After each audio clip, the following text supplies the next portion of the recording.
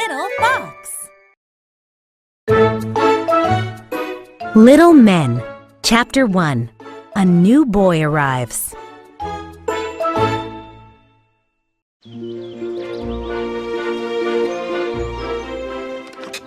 Hello, my name is Jo Bauer, but readers of Little Women may remember me as Jo March.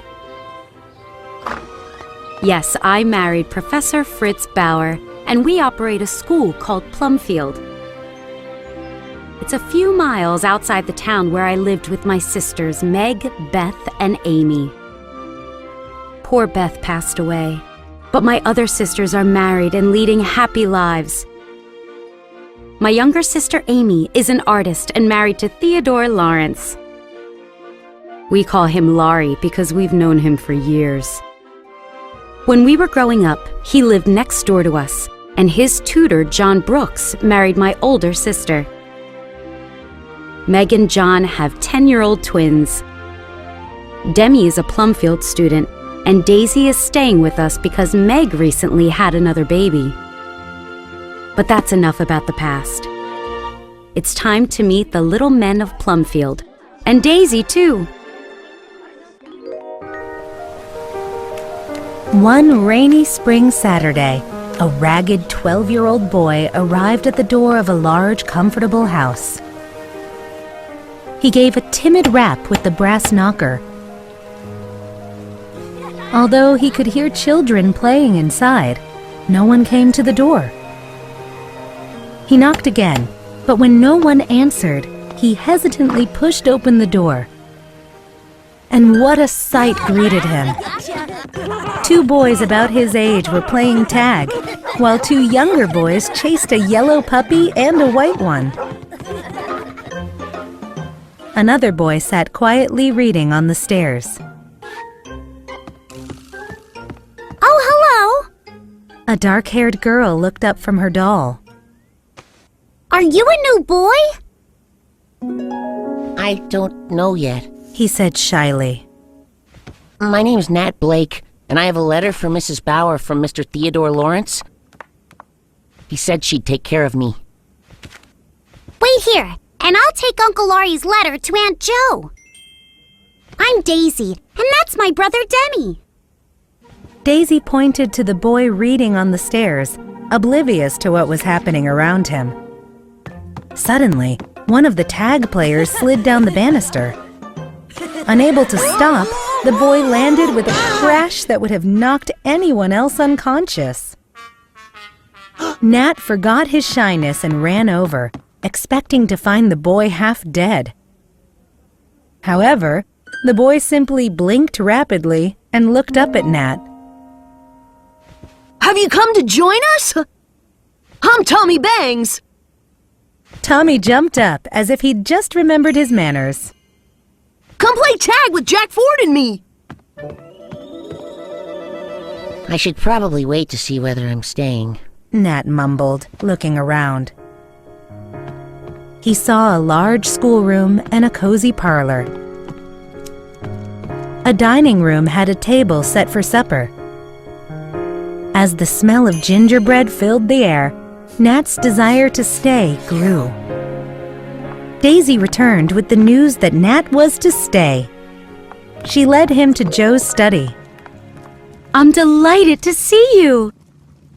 Jo smoothed the hair from Nat's forehead. I hope you'll be happy here. Oh my, but your feet are wet. Jo bustled around and found Nat some slippers.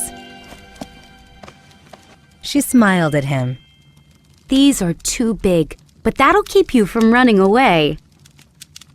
I don't want to run away, ma'am. Nat dissolved in a fit of coughing.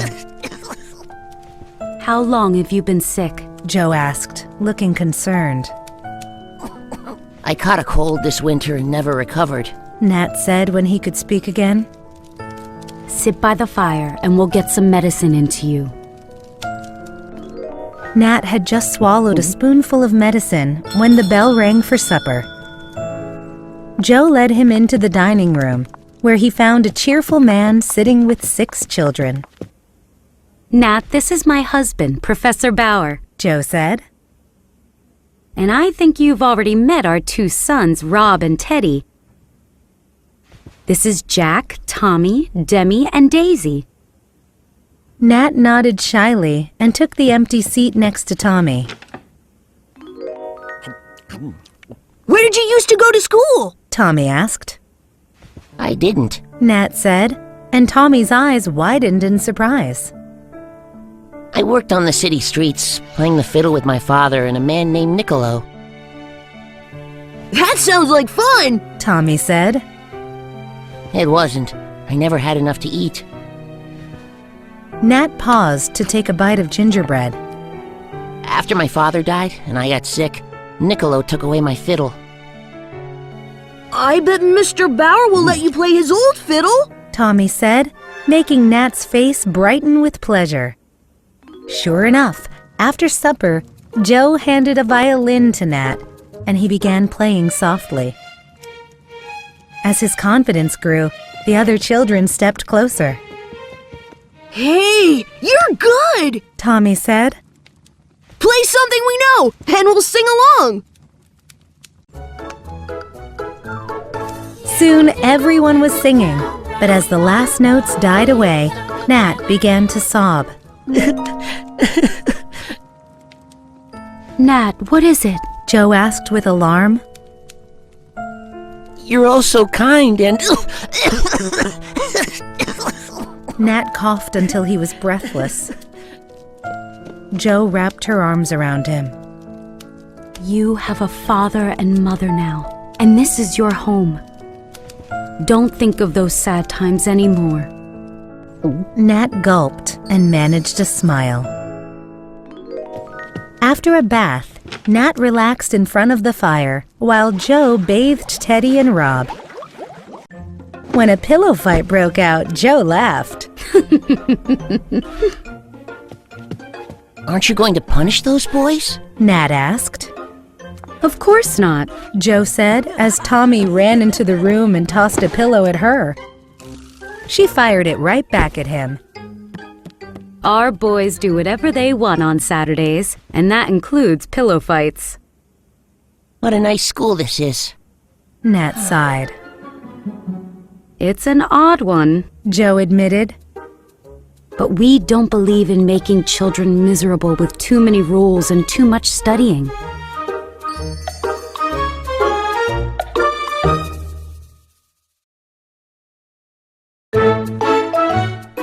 Little Men, Chapter 2, A Book and a Tour.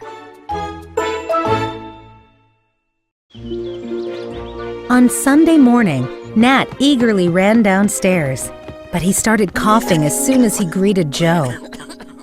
No church for you today. Joe said with a frown.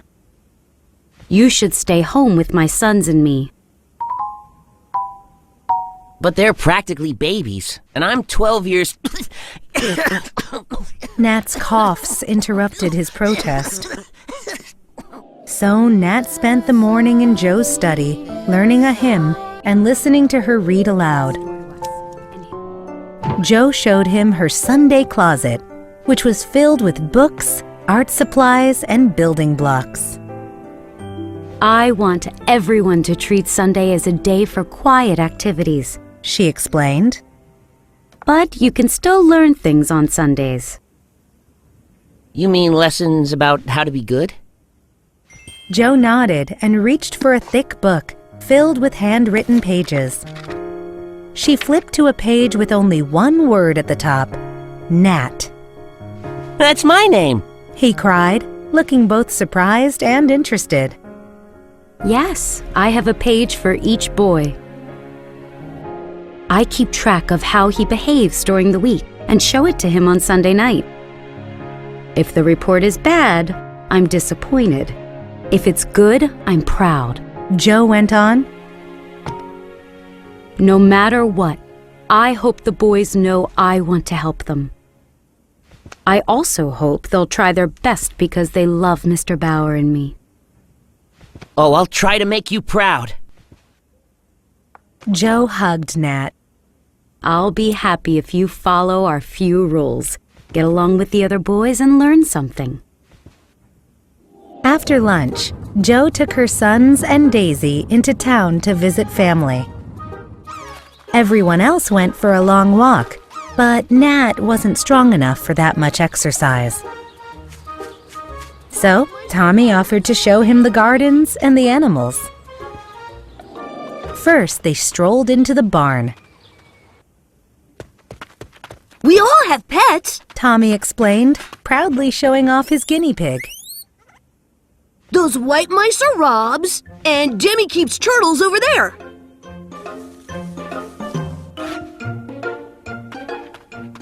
What's in this box? Nat asked, pointing to a deep box half full of dirt. That's Jack's worm farm. He digs up worms and keeps them there until we go fishing so he can sell them to us. Last time, he charged me too much for some little worms. But that's Jack. He loves money. Who owns the puppies I saw in the house? Nat asked. The white one is Rob's, and the yellow one is Teddy's. They like to chase Daisy's cat, Topaz. Nat looked around the barn at all the animals. That donkey would be my first choice for a pet. He said, remembering how far he used to walk with his violin. Riding a donkey would have saved him lots of time. Mr. Lawrence gave Toby to Mrs. Bauer so she and Teddy can ride when we go for walks. Nat shook his head in amazement. Where do you get all these animals? We find them or buy them, or people give them to us. My father sent mine. Here, I'll show you my 2 chickens. Nat sighed because he had neither the money to buy a pet nor a father to buy him one. He followed Tommy into the hayloft. I'll tell you what I'll do. Tommy said. I hate hunting for eggs. If you gather them, I'll give you 1 egg from every dozen. I sell them to Mrs. Bauer, and when you've got a dozen, she'll pay you too. Then I can buy whatever I want. Nat said, grinning at the prospect. He quickly found 2 eggs, and Tommy generously let him keep one right away. Then, Tommy wrote Tommy Bangs and Company on the barn wall with a piece of chalk. You can keep track of your eggs here. Tommy said, handing Nat the chalk. After that, the boys went outside, where Nat met 2 horses, 6 cows, 1 calf, and 3 pigs. Tommy and Nat climbed into a willow tree that hung over a brook. You can see our gardens from here. Tommy said. Everybody grows a different type of plant. Do you think I'll have a garden? Nat asked eagerly. Of course you will. Said a friendly voice below. The boys looked down and saw the professor, who had just returned from his walk. Nat easily climbed down from the tree, but Tommy fell into the brook. Are you okay? Nat cried. Tommy climbed out of the water with a rueful grin. Yeah, that happens all the time. He said, and hurried to the house to dry off. How are things going? The professor asked Nat. Are you prepared for school tomorrow? Well, Nat paused. I'm worried the boys will laugh when they see how little I know. Ah, but you have skills and qualities they lack.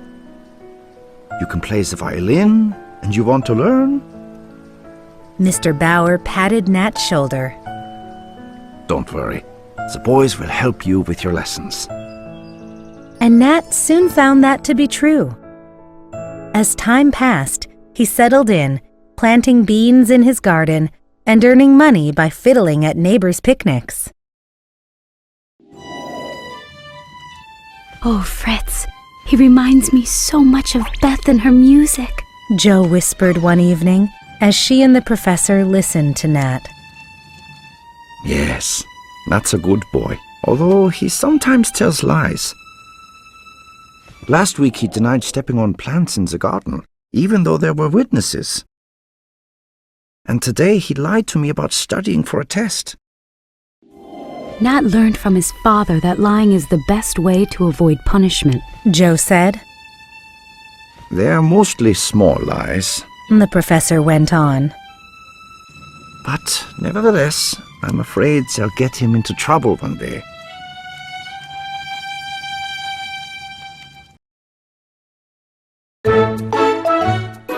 Little Men, Chapter 3, Fun for Daisy.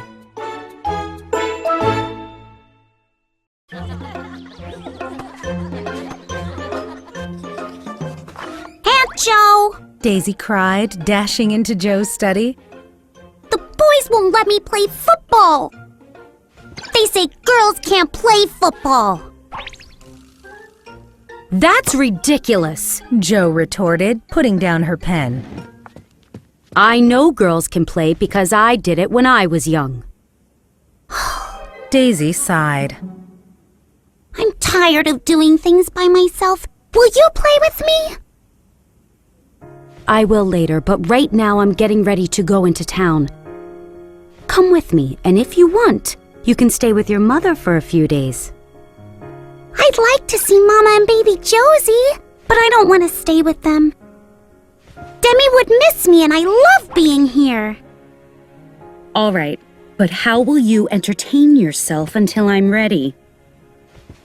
Daisy shrugged and said, Can you make up a new game or activity for me? It'll take a while to think up something brand new. Why don't you see what Asia is preparing for lunch? That's a good idea! Daisy cried, running off to visit the cook in her kitchen. In 5 minutes, Daisy returned with a spot of flour on her nose.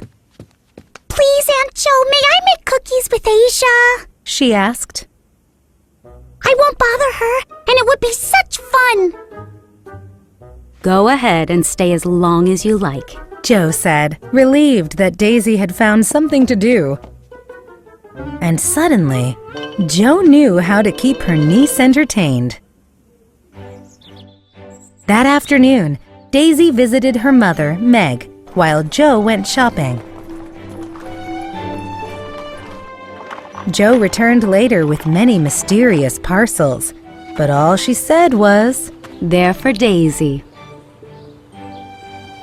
When it was time to leave, Meg tied Daisy's bonnet.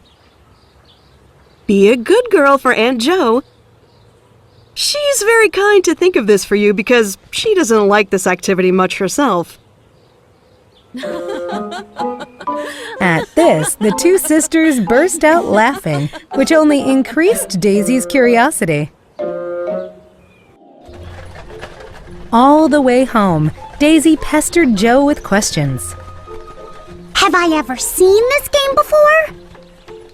You've never seen one as nice as this, Joe replied. Daisy heard something rattling in the back of the carriage. Is it for the boys too? She asked.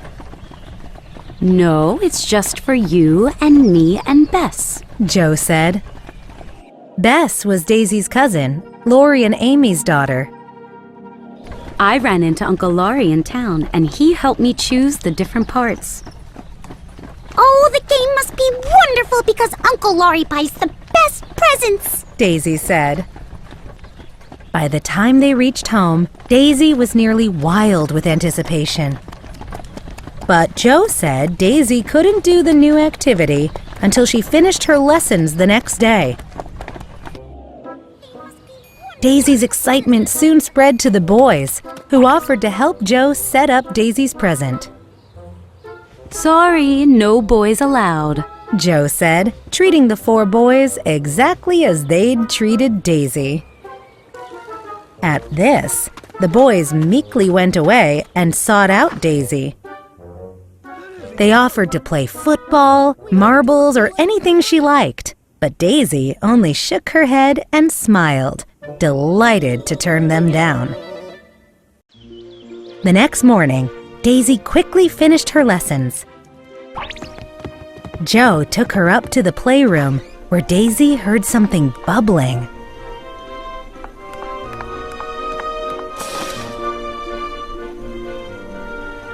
It's a real little kitchen! Daisy cried. She ran over to the stove and saw a boiling tea kettle. On either side of the stove were shelves filled with measuring cups, mixing bowls, and pots and pans. Cabinets held spices and other ingredients. You had so much fun making cookies that I decided you needed a kitchen of your own. Joe explained. Why don't you pretend you're a cook now and go to market? Daisy looked perplexed. But where's the market? She asked. In Asia's kitchen, of course. Daisy went downstairs and returned with a potato, some squash, and the ingredients for a small pie. With Joe's help, she quickly made the pie and put it in the oven. Next, she boiled the potato and steamed the squash. After setting the table, she admired the contents of her kitchen, as well as her new apron and cap. But when she checked on her pie, she saw that disaster had struck. Aunt Joe, the pie burned! Tears rolled down Daisy's face. Oh no! Joe cried, putting down the book she was reading to Teddy. I should have paid more attention. Using a pot holder, she removed the blackened pastry from the oven.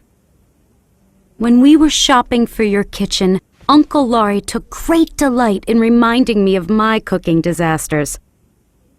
This pie isn't fit to eat, but I'm sure your dolls will enjoy the rest of the meal.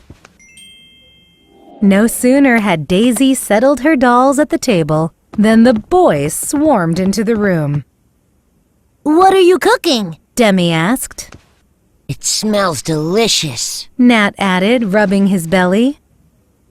Hey, that steamer looks like something we could use. Tommy said to Jack. Daisy looked alarmed when Jack nodded in agreement and said, That heavy pot would be perfect for melting down. Aha! Just then, Mr. Bauer arrived. So this is your new kitchen, Daisy. I hope you're a better cook than Aunt Joe. All right, Fritz, that's enough. Joe said, clapping her hands and frowning at her husband. Everyone out of the kitchen except Daisy. But we haven't told Daisy what we want her to make for us. Tommy protested. What about my favorite German dish? Cabbage soup with herring and cherries. Mr. Bauer suggested. I can't even make that. Joe said, shaking her head. But Daisy was ready for another cooking challenge. I'll give it a try, Uncle Fritz. She said happily.